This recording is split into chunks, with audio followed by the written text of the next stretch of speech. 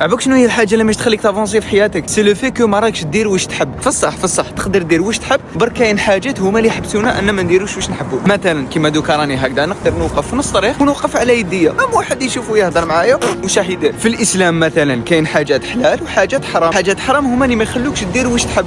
بصح تقدر تروح دير حاجات حرام وشنو كاين دي كونسيكونس، ربي يعاقبك في الدنيا ما تنجحش. الاسلام جا باش يحبسك ما ديرش حاجات ماشي ملاح، يخليك دير الحاجات اللي ملاح باش عند ربي سبحانه، ربي هو اللي يجازيك وتدخل الجنه وربي يكرمك وكلش. واللي ينجح في الدنيا هو هذاك اللي عنده الكوراج انه يخرج ويروح يدير الحاجه اللي المجتمع ما يتقبلهاش. المهم هاد الحكايه كامل غير باش نقول لك باللي راني رايح نسوق الفيلو من مونريال حتى لطورونتو 600 كيلومتر كل يوم، نبات في اوتيل وندير لكم لي فيديو كل يوم غير باش نعاونوا الناس اللي عندهم فشل كلوي. راح نمدوا دراهم ان شاء الله نتبرعوا لاسوسياسيون اللي راهي رايحه تكلف بهذا الشيء، والاسوسياسيون ندير لنا لي فيديو وتورينا كيفاش راهي لاحقه الحاله كل يوم شحال رانا دايرين دراهم. اقسم بالله يا خوتي غير بزاف ناس قالوا لي انت مهبول، وكاين بزاف ناس اللي قالوا لي ما حش ما تقدر ديرها، وانا راني رايح نبروفي الكونترير. لو 15 جوان ان شاء الله الديبار تاعي من مونريال طورونتو. اللي يحب يجي معايا مرحبا بك، اروح معايا جيب الفيلو تاعك وروح. اللي ما حبش يجي يا خويا ماشي مشكل، راح تشوف لي فيديو ان شاء الله وراك راح تشوف كاع لي ديتاي تاع هاد التشالنج. انت اقرا واش مكتوب في الكابشن حبيبي، وابوني نديك تحوس معايا.